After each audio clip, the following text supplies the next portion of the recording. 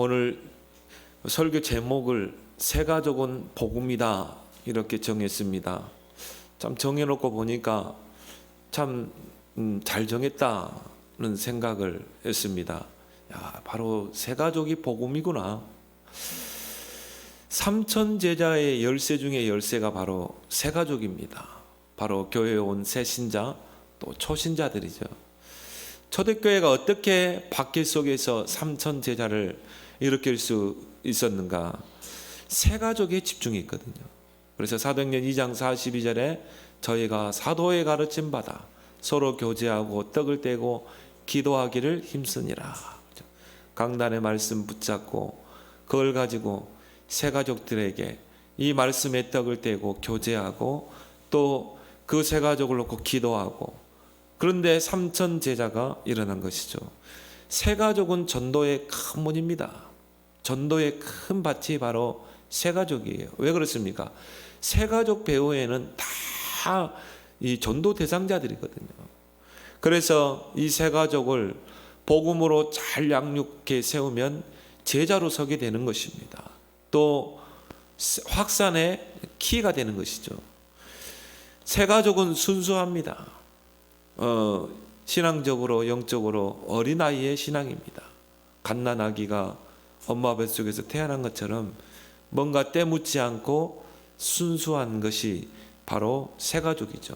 왜요? 불신자로 있다가 이제 복음 받고 예수 믿고 교회에 왔거든요. 새로운 피조물이거든요. 그러니 얼마나 순수하겠습니까? 아무것도 모릅니다. 한마디로 영적인 어린 아이의 신앙이죠. 그래서 이 새 가족의 마음속에 복음을 심어야 돼요. 복음을 부지런히 심고 또 그 복음을 자라게 하고 그 복음이 열매 맺도록 이 복음으로 잘 양육해서 세우면 큰 일꾼으로 성장하게 돼 있어요. 이게 바로 새 가족이거든요. 우리가 다른 것을 심어서 그렇지 오직 그리스도의 복음, 이 복음으로 이 씨를 뿌리고 또 물을 주고 가꿔야 되는 것입니다. 그래서 바울은 마치 유모와 같이 또 자식을 키우는 아비와 같이 이 양육한다 이렇게 말하죠. 남의 아이를 맡아서 키우는 유모가 정말 자기 자식을 젖을 먹이고 키우는 것 같이, 정말 그 아비는 자식을 위해서 양육하고 키우기 위해서 모든 걸 희생하잖아요. 그런 심정으로 바울이 양육해 세웠다는 것입니다. 반면에 이 새 가족들은 갈등이 많습니다. 왜 그렇습니까? 불신자로 있다가 또 세상을 벗삼고 살다가 예수 믿고 교회에 왔거든요. 그러면 이제 이 완전히 바뀐 삶을 살게 되잖아요. 거기에서 오는 여러 가지 갈등들이 있을 수밖에 없는 것입니다. 당장 세상에서 우상 숭배하고 세상을 벗삼아 살다가 교회에 오니까 이제 종교적인 갈등도 오게 되고 시어머니와의 갈등도 오고 남편이 교회 간다는 것 때문에 또 핍박을 하고 이런 여러 가지 또 세상에 내가 좋아하던 것들 그런 것들을 또 멀리하고 이제 정말 영적인 이 축복을 누리고 하나님을 위해 살아야 되거든요. 그래서 여기에서 오는 여러 가지 갈등들이 있는 것이 바로 새 가족이죠. 5절에도 보면 시험하는 자가 너희를 시험하여 우리 수고를 헛되게 할까 합니다. 여러 가지 시험거리 갈등거리가 많은 게 바로 새 가족입니다. 어떻게 이 새 가족을 제자로 세워서 우리는 삼천 제자 시대를 열 수 있을까? 첫 번째가 교회 안에 새 가족 사역자를 세워야 돼요. 그래서 정말 이 새 가족들을 말씀으로 복음으로 양육해서 일꾼으로 제자로 설 수 있도록, 갓난아기는 모든 것을 엄마가 다 해줘야 돼요. 젖도 먹여주고 또 대소변도 갈아주고 또 옷도 갈아주고 그리고 또 크면 또 이유식도 해줘야 되죠. 엄마가 젖병을 물리고 또 숟가락을 물려주고. 그렇지만 이 아이가 어느 정도 성장하게 되면 스스로 먹게 되죠. 스스로 옷도 입고. 그렇게 돼서 이제 장성한 신앙으로 세워져 가는 것입니다. 그걸 할 수 있는 말씀 사역자를 세워야 돼요. 초대교회는 전 교인들이 말씀 사역자였어요. 그래서 사도행전 2장 46절 47절에 보면 성전에서 떡을 떼고 또 집에서 떡을 떼고 곳곳에서 내가 처한 현장에서 말씀 운동을 일으킨 것입니다. 특히 세 가족을 양육해 세운 것입니다. 47절에 주께서 구원받는 수를 날마다 더하게 하시니라. 현장에서 불신자에게 복음 전하고 또 말씀으로 양육하고 세 가족을 또 양육해서 그렇게 해서 교회에 데려오면 어떻게 돼요? 뿌리 내리게 되지. 그리고 정착하게 돼 있는 것입니다. 그렇게 해서 삼천 제자 운동을 일으킨 것이죠. 그래서 이 세 가족을 복음으로 양육해서 세울 일꾼들을 키워야 되는 것입니다. 그걸 보고 우리가 EBS 요원이라고 그러죠. 에반젤리즘 바이블 스터디라고 그러죠. 세 가족 양육자. 세 가족을 복음으로 양육해서 정말 제자로 세우는, 그걸 통해 재생산시키는 그런 EBS 요원들을 많이 세워야 됩니다. 그러면 전도운동은 계속 확산되게 돼 있어요. 또 생명운동이 일어나고 능력운동이 일어나고 또 제자가 교회로 오게 되고, 이미 제자로 세워놓고 교회로 오거든요. 제자는 다른 게 아닙니다. 그리스도로 탐난 게 제자예요. 그리스도로 탐나고 세계복음화로 인생 결론 난 자, 이게 제자거든요. 세 가족 속에 있습니다. 초대교회는 다 세 가족이었어요. 근데 다 제자였어요. 사도행전 2장 41절에 3천 제자가 일어났다고 그랬거든요. 따라서 이 세 가족 양육자의 자격은 어떤 자격이 있어야 됩니까? 첫 번째, 가장 중요한 게 그리스도로 답이 나야 돼요. 그리스도로 답난 자가 그 세 가족을 양육해야 되는 것입니다. 그래서 그리스도로 답나도록 해줘야 되는 것입니다. 그리스도로 모든 문제를 풀어가도록 해야 되는 거예요. 복음의 가슴이 있는 사람이어야 돼요. 복음의 가슴이 있어야 복음의 가슴이 전달되잖아요. 그리고 기도의 사람이어야 됩니다. 세 가족은 메시지로만 양육될 수 있는 게 아니에요. 기도가 필요합니다. 그래야 성령이 역사하게 되죠. 사단의 방해가 집요합니다. 기도로 싸워줘야 됩니다. 모든 환경을 뛰어넘도록 해줘야 돼요. 그래서 기도의 축복을 누리는 자가 이런 세 가족 양육자가 될 수 있는 것입니다. 긍정적인 마인드를 가진 자가 돼야 돼요. 부정적인 마인드를 가진 자는 절대 세 가족 양육자로 세우면 안 됩니다. 왜냐? 이 세 가족 양육자를 죽일 수 있거든요. 항상 긍정적인 마인드를 가지고 갈등 속에 있는 새신자에게 힘을 줘야 돼요. 때로는 격려도 하고 때로는 위로도 할 수 있고, 괜찮아, 그럴 수 있는 거야, 다시 일어서면 돼, 너는 하나님의 자녀야, 네가 기도하면 하나님이 역사하는 거야, 기다려주기도 하고 힘도 주고 격려도 할 수 있는 그런 긍정적인 마인드를 가진 자, 때로는 유모와 같은 역할도 해야 되고 아비와 같은 역할도 해야 되고 때로는 친구의 역할도 해줘야 돼요. 그게 바로 세 가족 양육자의 자격인 것입니다. 또한 메시지만 주는 게 아니에요. 그 세 가족의 삶을 도와야 됩니다. 삶을 세워줘야 돼요. 그리스도인의 삶을 살도록, 크리스찬의 삶을 살도록 해주고, 또한 그리스도의 제자의 삶을 살도록 세워줘야 돼요. 너는 그리스도의 제자가 돼야 돼요. 전도 제자의 삶을 살도록 도와줘야 되는 것입니다. 그래서 증인으로 서도록, 그 가정에 들어가면 불신 가족들에게 증인으로 서도록, 모든 언행이나 삶에 그리스도의 향기를 나타내도록, 그래야 가족들이 보고, 야, 우리 부인이 우상 숭배하다가 우상 끊고 교회 가서 예배생활 신앙생활 하더니만은, 야, 저렇게 변했구나, 야, 저 우리 부인을 보니까, 우리 며느리를 보니까 정말 하나님이 보이는구나.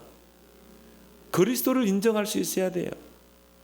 그 삶을 세워주는 게 바로 세 가족 양육자인 것입니다. 그래서 예배 생활을 어떻게 할 것인가? 기도 생활을 어떻게 할 것인가? 전도의 삶을 어떻게 살 것인가? 이런 모든 생활과 삶을 세워줄 수 있는 게 새가족 양육자인 줄 믿습니다. 그래서 이 데살로니가 교회는 대부분이 다 새신자였어요. 초신자였어요. 사도행전 17장에 바울이 이 데살로니가에 들어가서 딱 석주를 정했습니다. 석주를 정해놓고 이 짧은 기간 동안에 복음에 집중했거든요. 예수가 그리스도여야 하는 그 당위성을 증거했어요. 필연성을 설명했어요. 왜 예수 그리스도여야 하는가? 필연적인 이유.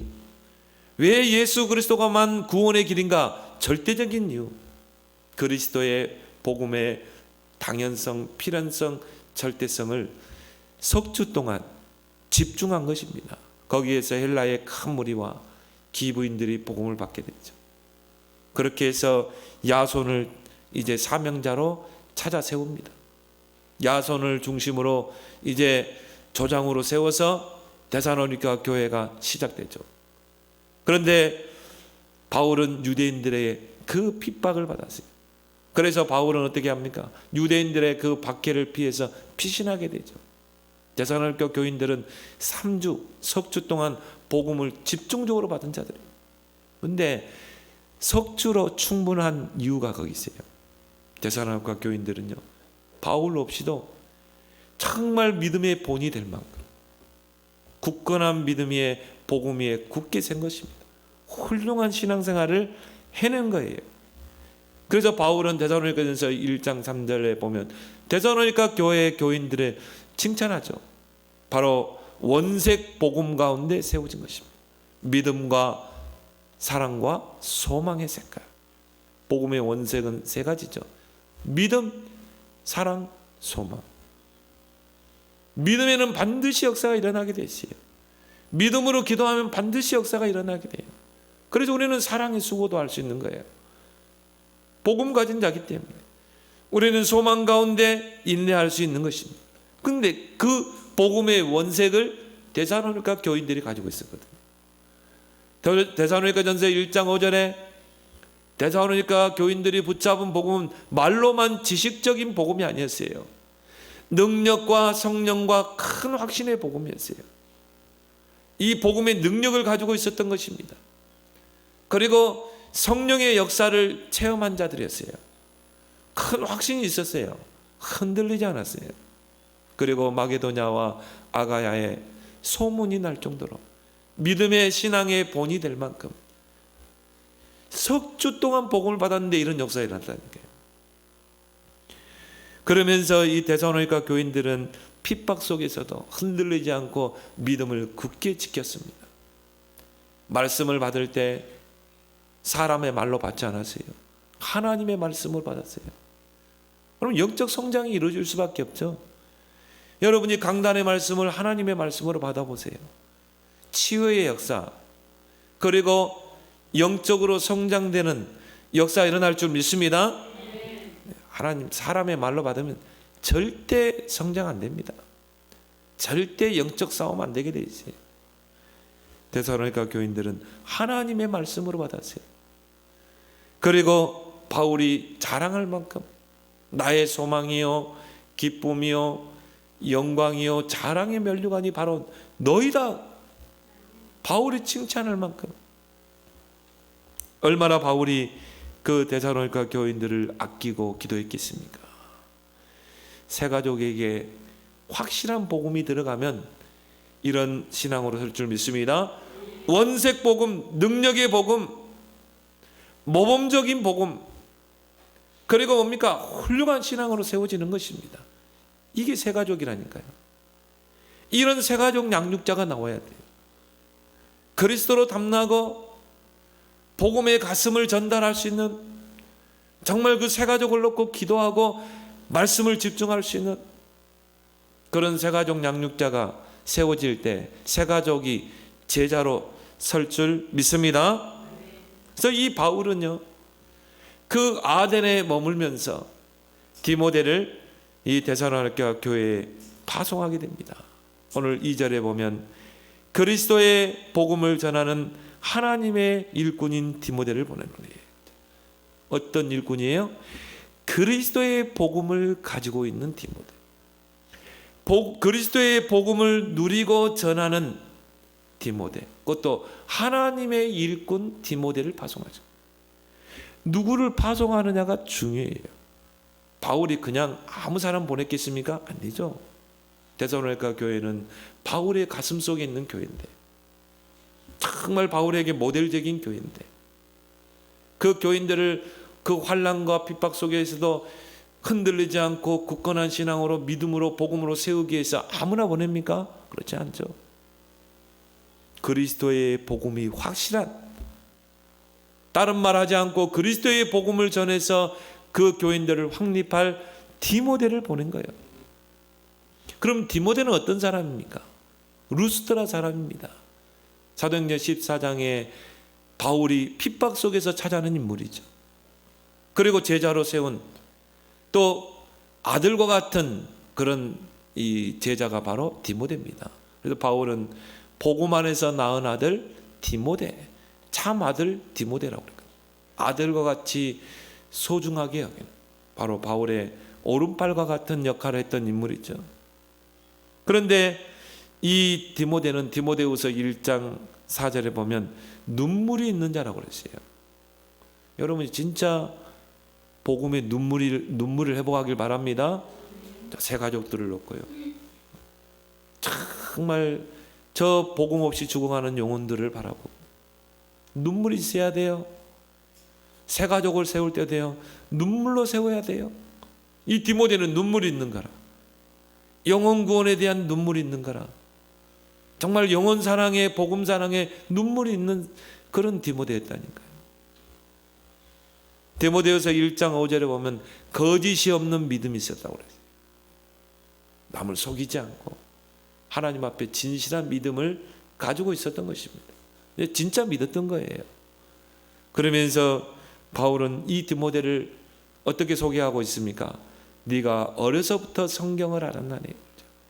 어려서부터 성경의 지식이 있는 자, 어려서부터 성경의 말씀을 읽고 그 말씀의 지식으로 탁 세워진 자, 그래야 그 새 가족에게 하나님의 말씀으로 바르게 세워서 전달해서 양육할 수 있는 것입니다.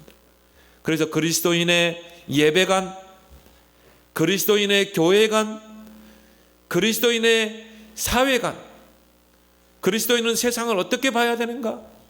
그리스도인의 국가관, 그리스도인은 국가에 대해서 어떻게 보고 기도해야 되는가? 그리스도인의 결혼관, 그리스도인은 어떤 결혼을 해야 되는가? 그리스도인의 경제관, 그리스도인은 어떻게 경제를 관리하고 써야 되는가? 그리스도인의 헌금관, 바로 세워야 돼요. 성경에 나와 있잖아요. 어려서부터 성경을 아는다니 새 가족에게 바른 신앙으로 세워나가도록, 그리스도인의 삶을 살도록, 그리스도 제자, 전도 제자, 증인의 삶을 살도록 세우는 이런 사역자가 되길 바랍니다. 그래서 디모데를 파송해서 이 데살로니가 교회 이 새 가족들을 그리스도의 복음으로 확립하고 세우게 된 것입니다. 그래서 오늘 본문에서 바울은 이 디모데를 파송한 이유를 몇 가지 설명하고 있죠. 여기에는 새 가족 양육자의 역할이 숨겨져 있습니다. 오늘 2절에 보면 너희를 굳건하게 하고, 데살로니가 교회 새 가족들을 믿음 안에 굳건하게 세우게 하고, 그래서 디모데를 파송했다. 그럼 새 가족 양육자의 역할은 뭡니까? 새 가족의 믿음을 굳건하게 세우는 것입니다. 흔들리지 않도록 굳건히 세우는 거예요. 또한 2절에 보니까 너희 믿음에 대하여 위로함으로, 위로한다는 말은 격려한다는 거죠. 새 가족 양육자들은 그 새 가족을 신앙으로 상담도 해야 되고, 또 신앙의 멘토가 돼야 되고, 때로는 새 가족을 격려하기도 하고 위로하기도 하고 또 힘을 줘야 돼요. 이게 바로 새 가족 사역자의 역할인 것입니다. 오늘 3절에 보니까 아무도 여러 환난 중에 흔들리지 않게 하려 함이라. 새 가족들이 신앙생활 하려고 하면요, 이제 환난이 오길 수밖에 없죠.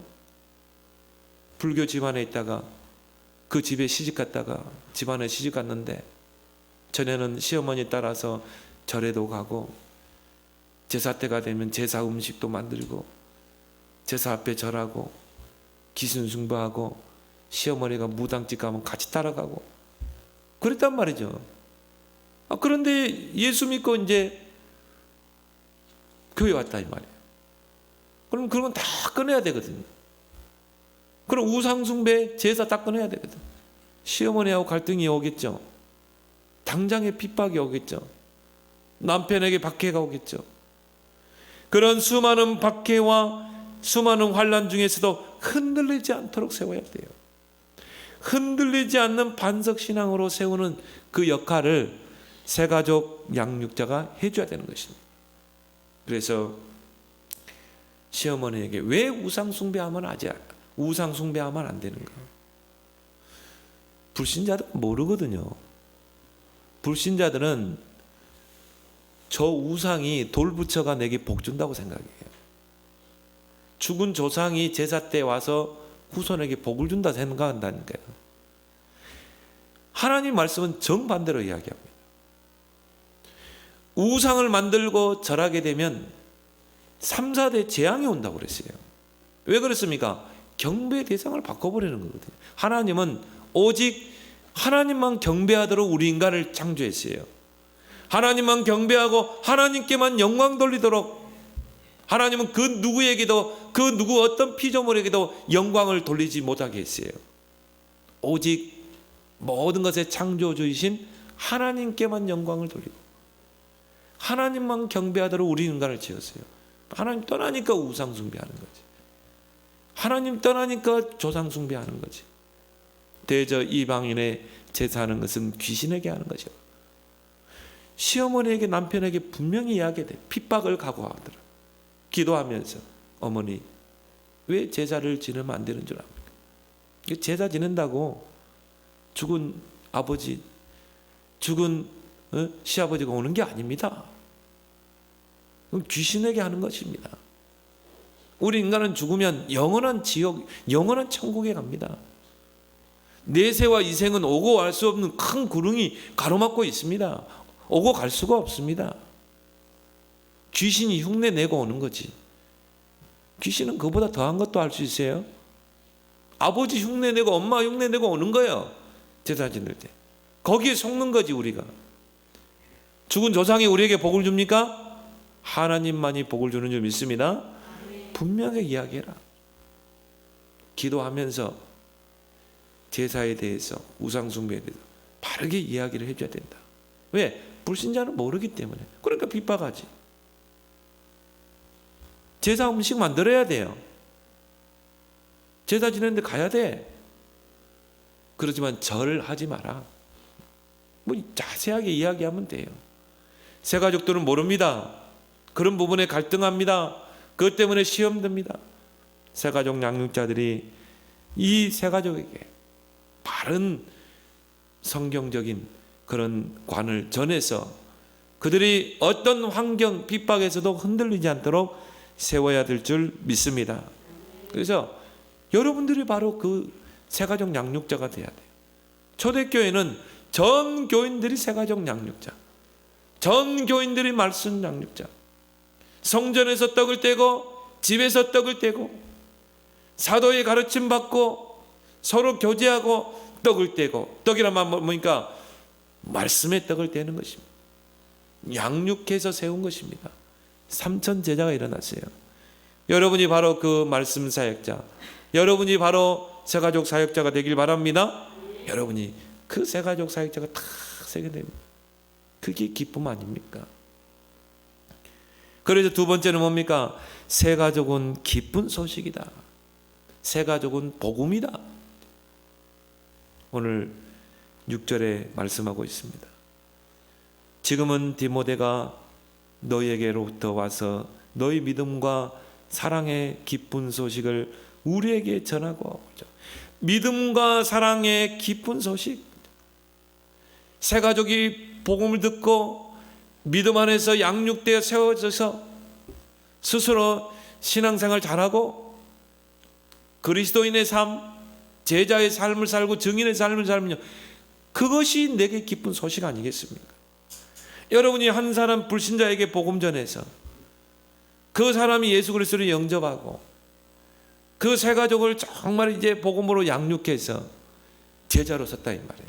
이제 더 이상 받지 않아도 될 그런 장성한 신앙이 돼서 교회에 딱 와서 제일 앞자리에 앉아서 은혜 받으려고요, 눈 동그랗게 뜨고 말씀 한마디 놓치지 않으려고 정말 세워지고, 얼마나 예배생활 그리고 사회생활 또 믿음으로 헌금생활 잘하는지 몰라.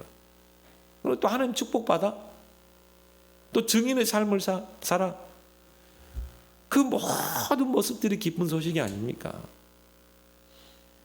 그런 기쁜 소식을 여러분 누리기 바랍니다. 복음으로 세워진 새 가족은 복음 자체인 것입니다. 바울에게는 디모데, 이 데살로니가 교인들을 향한 간절함이 있었어요. 이 데살로니가 교인들은 핍박 가운데서도 흔들리지 않고 믿음 안에서 잘 세워져 나간 것입니다. 교회 안팎으로 여러 가지 협박이 있고 박해가 있고 또 여러 가지 유혹이 있었어요. 특히 동족들에게 받는 그 핍박. 우상 숭배하다가 복음 받고 교회 왔다 이 말이에요. 그럼 동족들이 얼마나 핍박하겠어요? 당장 가족들이 핍박하고 내 이웃인 동족이 나를 핍박하는 거야. 우상 숭배 버리고 우상 버리고 저 교회 갔다는 거예요. 그런 것들을 다 견디는 것입니다. 특히 유대인들의 그 미혹, 예수만 믿지 말고 할례도 행하고 율법도 행해야 돼, 이런 유혹들을 다 견뎌낸 것입니다.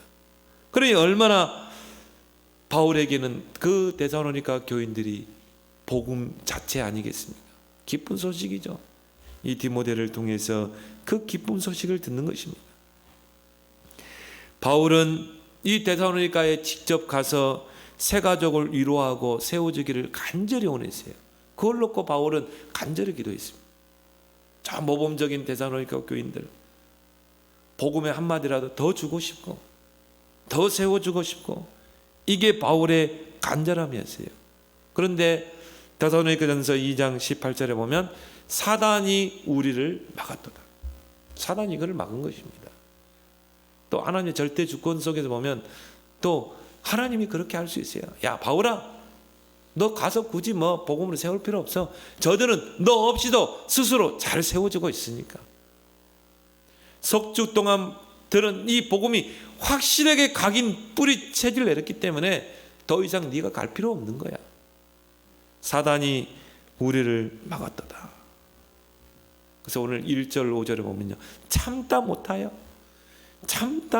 너희에게 가기로라. 참다 못하여 너희 믿음을 알기 위하여. 바울의 간절함이 느껴지는 것이죠. 그래서 11절에 보면 바울의 간절한 기도가 나오죠. 하나님 우리 아버지와 우리 주 예수는 우리 길을 너희에게 갈 수 있게 하시고. 바울이 얼마나 기도했겠어요. 간절함이 나옵니다.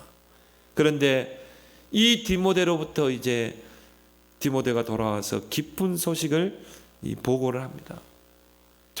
저 데살로니가 교인들이 그 핍박과 환난 속에서도 흔들리지 않고 믿음을 지키고 그 하나님의 그 복음의 사랑으로 정말 하나 됐다는 그 기쁜 소식을 바울에게 전달하는 거예요.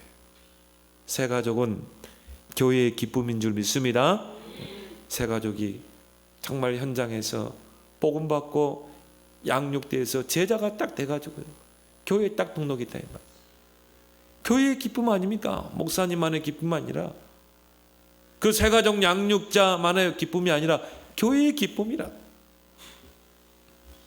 갓난아기가 태어나면 그 태어난 자체가 그 엄마의 아빠의 기쁨 아니겠습니까? 또 그 아기가 또 자라면서 양육되면서 커가는 그것이 그 기쁨 아닙니까? 어제 그 외국인 국제 부부가 갓난 아기가요 5살인데 너무 이쁜 거라. 그러니까 그 부부가 그런 이야기 하더라고요. 시간이 좀 천천히 갔으면 좋겠대요. 시간이 천천히 가서 5살이면 얼마나 이쁘겠어요. 뭐 뱃속에서부터도 엄마는 기쁨이었겠죠. 가난하기가 응애하고 태어나면 얼마나 기쁘겠어요. 뭐 그 보는 자체가 기쁨이잖아요. 젖을 물리고 또 모든 그 갓난 아기를 위해서 엄마는 모든 희생을 다 하잖아요. 뭐 기저귀도 갈아줘야지, 옷도 갈아입히고 또 목욕도 시켜야지. 그런 뭐 수고의 땀방울이 그 수고겠습니까? 그 자체가 기쁨이지. 그러니까 시간이 좀 천천히 갔으면 좋겠다. 저 순수한 그 자체로 좀 있었으면 좋겠다. 그런 부부가 그런 이야기를 하는 것을 좀 봤습니다. 그렇겠죠? 갓난 아기, 그 아기가 양육되어 커가는 그 자체가 복음이 아닙니까? 그 부모의 복음이라, 기쁜 소식이라. 제가 전도사를 했을 때 한 여자 청년이 남자 청년을 딱 소개하더라고요. 전도사님, 이 남자친구가 불신자라는 거예요. 불신자인데 자기를 그렇게 쫓아온대요. 그래서 막 결혼해달라고. 근데 그 남자친구가 괜찮은 사람이라는 거예요. 딱 한 가지가 안 됐다는 거예요. 이 하나님 믿지 않는 거. 그거 하나. 다른 데는 뭐 흠이 없는데. 전도사님이 좀 양육을 좀 해주셨으면 좋겠습니다. 알았다고 그랬어요. 내가 주소와 전화번호를 줘서 제가 전화하고 그 집을 찾아갔는데요. 야, 남자 총각이 사는데 그렇게 깔끔한 걸 처음 봤어요. 집이 막 깔끔해요. 그래가지고 뭐 전도사님 왔다고 요리를 하는데 얼마나 요리를 잘하는지 몰라. 국도 끓이고 막 밥도 해서 밤찬도 막 한 6, 7가지 되는 것 같아. 그걸 다 자기가 다 만들었대요. 그걸. 그래가지고 그냥 딱 한 상 차려주는데요. 야, 진짜 이런 남자도 있구나, 이런 총각도 있구나. 그래가지고 이제 식사를 하고 대접받고 제가 이제 복음 편지 가지고 양육을 했거든요. 근데 야, 하나님이 구원 주기로 작정된 영혼이 있다는 말을 사도행전 13장 48절에 그 말씀이요, 그대로 제가 확인된 거죠. 야, 얼마나 말씀을 잘 받는지 몰라요. 복음을 사모하고 매주 가세요. 매주 한 번씩 가서 식사 대접하고 양육을 하는데 복음을 잘 받아들이는 거예요. 제가 미션을 주거든요. 복음 편지 1과를 써와라. 그대로 성경 구절까지. 그 미션을 그대로 해와요. 그 복음 편지 1과 2과의 핵심 요절 암송해 와라. 암송해 와요. 미션을 잘 수행해. 그러니까 뭐 빠르게 성장되는 것이죠. 불신자가 예수 영접했죠. 이제 거듭 다시 태어났잖아요. 갓난 아기입니다. 뭐 그 갓난 아기에게 확실하게 처음부터 복음을 심어야 되잖아요. 말씀을 심어야 하는데 그렇게 말씀을 잘 받아들이는 거예요. 그렇게 해서 이제 교회로 데려와 가지고요, 믿음 생활하는데 꼬박꼬박 주일에 와서 예배드리고 그렇게 세례를 받았다는 거예요. 자기 그 여자 청년이 전도사님이 잘 양육해서 세례 받을 때쯤, 그때 자기가 이제 결혼 승낙을 하겠다는 거예요. 전도사님이 보시고 그냥 마지못해서 영접한 것인지 마지못해서 양육하고 있는지 좀 확인해 달라는 거예요. 제가 이렇게 보니까 그 친구는 진실하게 영접하고 양육을 받았어요. 그리고 세례를 앞두고 제가 그 여자 청년에게 결혼해도 좋겠다. 보니까 구원의 확신도 있고 복음 안에 서 있는 것 같은데 세례 받고 나서 결혼해라. 그렇게 해서 가정을 이루게 됐습니다. 얼마나 믿음 생활 잘하는지 몰라요. 제가 집사 안수 받고 집사로 세움받고 세움받는 걸 보고 제가 교회에 나왔거든요. 근데 지금 아마 장로님 됐을 것입니다. 얼마나 사람이요 순수하고 그리고 정말 인격적으로도 참 준비된 사람이라. 그래서 정말 그 남자 청년이 믿음으로 세워지고 또 함께 이 결혼식 하는데 또 초대받아 갔는데요. 정말 그게 기쁜 소식 아니겠습니까? 복음으로 영접하고 양육되어서 또 세례받고 또 결혼식장에 다 결혼하는 걸 보니까 너무 기쁜 거 있죠. 너무 감사하고. 새 가족은 기쁜 소식인 줄 믿습니다. 이런 기쁨을 여러분이 맛봐야 된다 이 말이에요. 오늘 7절에 보면 이러므로 형제들아 우리가 모든 궁핍과 환난 가운데서 너희 믿음으로 말미암아 너희에게 위로를 받았노라. 새 가족은 교회의 위로입니다. 새 가족을 보면서요 우리가 위로를 받게 돼요. 새 가족을 보면서 새 가족이 세워지는 걸 보고 우리가 또 힘을 얻게 돼요. 오늘 8절에 그러므로 너희가 주 안에서 굳게 선즉 우리가 이제는 살리라. 새 가족은 교회의 활력이다. 새 가족이 복음 받고 딱 교회 와서 믿음으로 쑥쑥 세워져. 그게 교회의 활력입니다. 한마디로 사이다. 저 신자 보니까 사이다. 가슴이 벙 뚫린 것 같다. 그래 맞아. 신앙생활은 저렇게 해야 돼. 40년 50년 신앙생활 하는데 불신앙에 속고 환경에 속고 이 새 가족은 믿음 안에서 막 믿음의 말을 하고 세워지면 그게 우리 사이다 아닙니까? 그게 교회의 활력 아니겠습니까? 오늘 9절에 우리가 우리 하나님 앞에서 너희로 말미암아 모든 기쁨으로 기뻐하니 너희를 위하여 능히 어떠한 감사로 하나님께 보답할까? 감탄사를 했어요. 어떠한 감사로 하나님께 보답할까? 새 가족은 하나님 앞에 감사이다. 감사. 감동할 수밖에 없죠. 어떻게 저렇게 믿음 안에 섰을까? 어떻게 저런 핍박을 다 이겨낼 수 있었을까? 어떻게 저렇게 강단 말씀을 하나님 말씀으로 잘 받는지. 그게 하나님 앞에 감동이요 감사인 줄 믿습니다. 하나님 감사합니다. 저렇게 믿음 안에 세우신 하나님 감사합니다. 새 가족이 복음 안에서 굳건한 믿음으로 세워지는 그 기쁨을 누리는 여러분 되길 바랍니다. 그래서 우리 교회는요 전 교인들이 말씀 사역자, 전 교인들이 디모데와 같이 새 가족 사역자가 되자. 그렇게 해서 3천 제자 운동을 일으키자. 그래서 우리는 세 가지 방향입니다. 구원의 길, 개인 양육, 사모늘. 구원의 길을 갈고 닦아서 내가 있는 현장에서 불신자에게 구원의 길을 전달해서 영접운동. 영접으로 끝납니까? 바로 양육, 다락방 양육 들어가야 되죠. 개인을 복음으로 양육해서 복음화 제자와 세우는 그런 말씀 사역자로 서는 거예요. 그리고 뭡니까?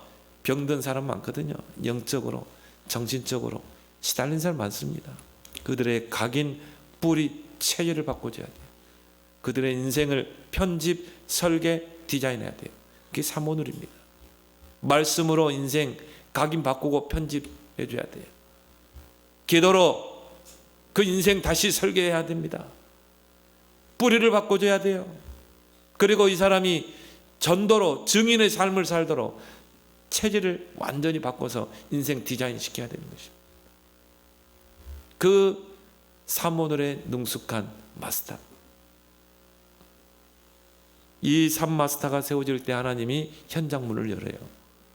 하나님이 불신자, 구원자, 구원받을 자 붙입니다. 개인 양육이 이루어지죠. 제자 삼아서 교회에 데려오죠. 세례 주죠.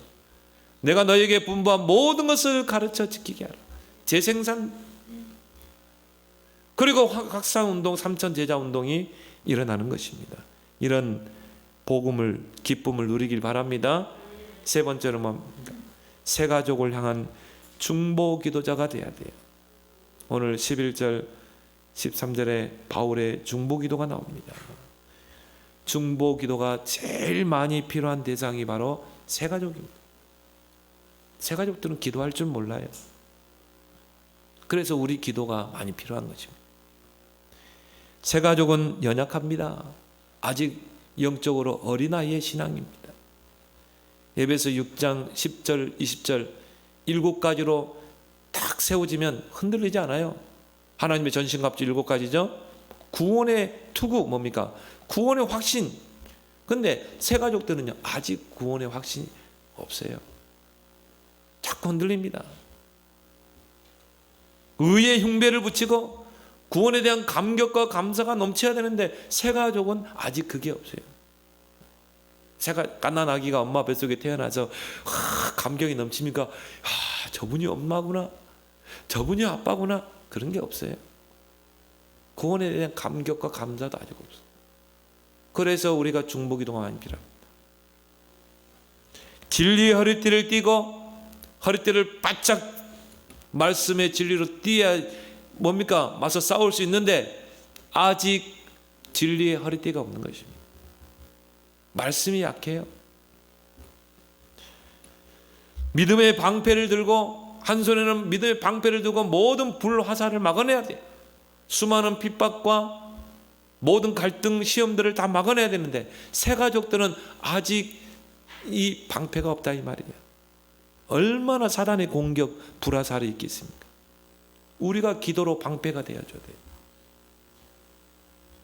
한 손에는 말씀의 검을 들고 사단과 싸워서 이겨야 되는데 말씀의 검이 없어요. 말씀이 약해요. 복음의 신발을 신고 뛰어다녀야 되는데 갓난아기가 무슨 신발이 있습니까? 무시로 기도 속으로 들어가야 24 승리하는데 기도할 힘이 없다니까. 그래서 우리의 중보기도가 필요한 것입니다. 새 가족들은 많은 갈등을 가지고 있습니다. 세상과 벗삼아 살다가 교회에 왔다 이 말이에요. 아직 세상에 대한 미련이 남아 있습니다. 세상에 대한 향수가 아직 있어요. 그래서 우리의 중보기도가 필요한 것입니다. 요한일서 2장 16절 17절에 세상으로부터 쫓아오는 육신의 정욕, 안목의 정욕, 이생의 자랑, 이런 게 아직 남아있는 거예요. 그래서 우리가 기도하면서 정말 영적인 축복을 누릴 수 있도록, 하나님과 함께하는 그 축복을 누리도록 우리의 기도가 많이 필요합니다. 부부 간의 갈등, 가족 간의 갈등, 또 이런 제사의 갈등, 종교적인 갈등, 이런 직장 안에서 갈등, 많은 갈등이 있는 게 새 가족이에요. 우리가 복음으로 양육하지 않고 기도하지 않으면 넘어져 버립니다. 여러분이 정말 새 가족들을 놓고 하루에 한 번은 중보기도 해야 돼요. 그런 중보 사역자가 되길 바랍니다. 그래서 오늘 10절에 너희 믿음이 부족한 것을 보충하게 하려 함이라. 새 가족은 믿음이 약합니다. 그들은 우리의 기도를 통해 믿음이 보충돼야 돼요. 그래서 새 가족 사역자의 중심은 뭡니까? 새 가족의 부족한 부분을 보충해 주는 것. 이게 새 가족 사역자의 중심 아니겠습니까? 갓난 아기는 모든 것을 다 엄마가 다 해줘야 돼요. 젖을 물리는 것부터 기저귀 똥 닦아주는 것까지, 기저귀 갈아주고 옷 갈아입히고 목욕시키고, 그 모든 것에 엄마의 손길이 필요한 것입니다. 모든 부족한 것을 다 엄마가 채워줘야 돼요. 그래서 바울은 주야로 심히 간구하면 그러죠. 오늘 10절에 주야로 심히 간구하면, 우리가 새 가족을 놓고요, 주야로 심히 간구해야 돼요. 왜 그렇습니까? 그때 성령이 역사하기 때문인 것입니다. 새 가족 양육은 성령이 임해야 돼요. 그래서 우리 기도가 많이 필요한 거죠. 중보 기도가 제일 많이 필요한 그 대상, 새 가족을 위해서 중보 기도하는, 또 말씀으로 복음으로 세우는 그런 말씀 사역자, 그런 새 가족 양육자들이 되기를 예수 그리스도로 축원합니다. 하나님 아버지, 오늘 새 가족은 복음이라고 하셨습니다. 하나님, 삼천 제자의 열쇠인 이 새 가족, 그들을 세울 수 있는 새 가족 양육자들이 교회 안에 세워지게 하시고, 새 가족이 복음으로 양육되어 제자로 일꾼으로 서는, 스스로 믿음 생활해 나가는 그 기쁨을 맛보게 하여 주옵시며, 이 새 가족은 연약합니다. 우리의 기도가 많이 필요합니다. 새 가족을 향한 그들의 연약함을 보충하는 중보 기도자들이 다 되어서 초대교회와 같이 삼천 제자 운동을 일으키는 우리의 뜸교회 되도록 축복해 주옵소서. 예수님의 이름으로 기도하옵나이다. 아멘.